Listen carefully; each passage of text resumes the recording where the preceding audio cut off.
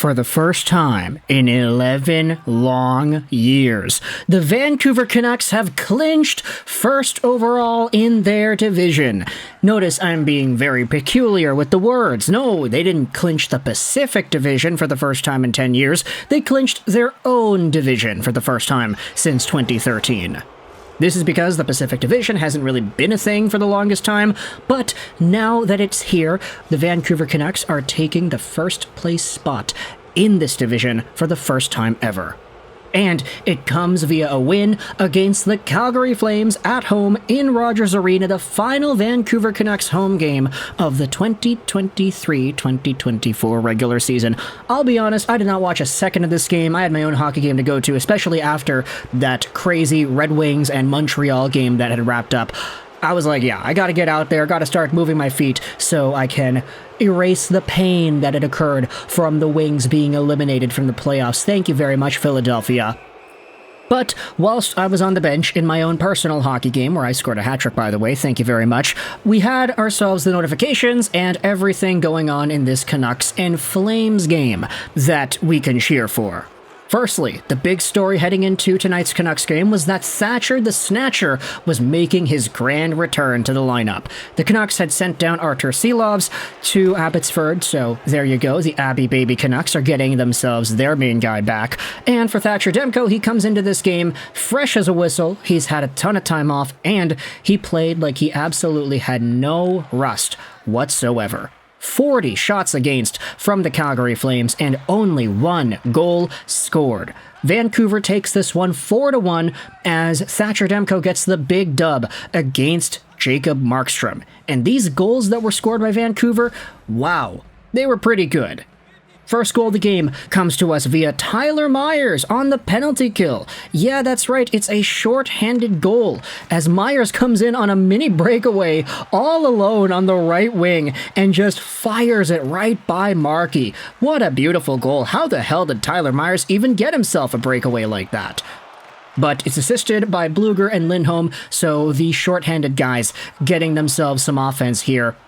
Just a minute and 28 seconds later, though, that is all it takes for Vancouver to strike once again. A beautiful saucer pass by Ilya Mikheyev throws it into the middle for Elias Pettersson, who then takes his time, he waits, he drags, and then he goes one more time across tic-tac-toe to Nils Hoglander on the back door. Yet another 5-on-5 goal for the Super Swede. Vancouver jumps up to a 2-0 lead, and that lead gets up to 3-0 early in the second when Dakota Joshua does a beautiful, beautiful thing. He picks the puck up at the Canucks blue line, gallops down the right wing, comes in on goal. It's a 2-on-1, and instead of passing to the guy on the side, I think it was Elias Lindholm, Dakota Joshua just fires it on the rush, far side snipe, beautiful goal on Jacob Markstrom. He makes it 3-0. Dakota Joshua has 18 goals on the year, and that is an $800,000 caliber guy. Like, my goodness, he is blowing my mind with how good he has been. Dakota Joshua is going to get paid this upcoming offseason. The question is, though, will it be Vancouver that gives him that money or not? Who really knows? Give it a few minutes into the third period. This is when Brayden Pachal, yeah, that's right, the waiver claim Brayden Pachal is able to get on the board for the Calgary Flames. It comes with about 9 minutes to go in the third period. He got the puck on the left side at the point, just walked right in and sniped it. Nice goal there, his second on the year. And then with 5 minutes left in the third, you had Pius Suter setting up JT Miller to make it 4-1 Vancouver. Really great play there by Pius to confront the Calgary breakout, stop them up at their own blue line, and then JT Miller just picks the puck up. He comes right in on goal. He just unleashes a long-range snipe on a breakaway, too. He sees his spot, he uses it, he takes it, and he capitalizes. 4-1 is the final score in this Canucks game, as the Flames had 39 shots saved by Thatcher Demko. That's a guy who has come in here and has shown off that he is at playoff form right now. The question is, does he even come over to the team's last game in Winnipeg? Who really knows? It'd be nice for him to stick around here and just wait it out until the playoffs, but who knows? Either way, with Vancouver winning this one 4-1, we have ourselves a few interesting standings updates to go over with this result. The Vancouver Canucks have clinched the Pacific Division, and with this in mind, you have to wait it out and see which wild card the Vancouver Canucks are going to play against. The Dallas Stars have one game remaining, but the Stars do have 2 more points. This will be a final game against the St. Louis Blues, so if the Dallas Stars win against St. Louis, then Dallas will play the second wild card, the Canucks will play the first wild card. We don't know if the second wild card is going to be LA, if it's going to be Nashville. I mean, if the LA Kings win their final game in regulation, they would put themselves in a tie for points and regulation wins with the Predators, and if the next tiebreaker is goal differential, then LA would actually get the jump up, and they would play against Vancouver. So there are some really interesting implications here. I think if a lot of Canucks fans want to stabilize it and say, yeah, we want to play Nashville, then you just gotta hope that either one of the Golden Knights or the LA Kings ends up losing their final game, staying underneath Nashville in the wild card, and having Vancouver stay in that spot of second in the conference. Unless, of course, you want to see the Vancouver Canucks win as many games as they can, go out there and play against Winnipeg and defeat them and take over maybe first place if the St. Louis Blues beat the Dallas Stars. It's all convoluted. We'll talk about this more tomorrow, I guess.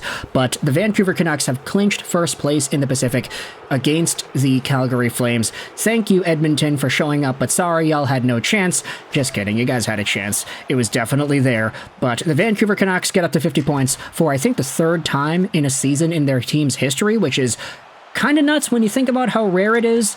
But either way, the team is showing off some good things, and heading into the final days of the season, we did have ourselves some other things to celebrate as well, like the awards. The Canucks handed out these awards during the game, and hey, they're all posted onto Instagram over here. The Vancouver Canucks 3 Stars Award, I presume, is awarded to the guy who got the most 3 stars nominations on the team. It's Elias Pettersson, so very good for Petey to grab the 3-star award. There also was the Babe Pratt trophy handed out to the Vancouver Canucks best defenseman. It was Quinn Hughes who won for the 5th time in a row. Not really too surprising considering the competition he's going up against. Yeah, sorry, the guy got 90 points. There's no way Quinn Hughes is not the most valuable defenseman on the team. Then you had yourselves the most exciting player on the Vancouver Canucks. That award went out to JT Miller. So there you go, JT still getting recognition, not just as a talented player who produces points, but as an exciting player too. The fans going out there and saying, yeah, this is the guy that gets us off of our feet, which is kind of crazy because when you think about it, like, you talk about Flair, you talk about most exciting player, like Quinn, Petey, they would be shoo-ins, right? But nah, it's JT. Maybe the 100-point season really did put him up in a higher echelon than we had expected. But other awards, you had the Unsung Hero Award given out to Dakota Joshua, the Fred J. Hume Award, which, look, you can't go out there and discredit that. Dakota Joshua has been so good, especially for the cap hit, especially for the role that he was provided with this team. The fact that he is so adept at scoring goals and making plays happen, yeah, unsung hero for sure. Maybe even one of the most valuable players on the team at some points in the season.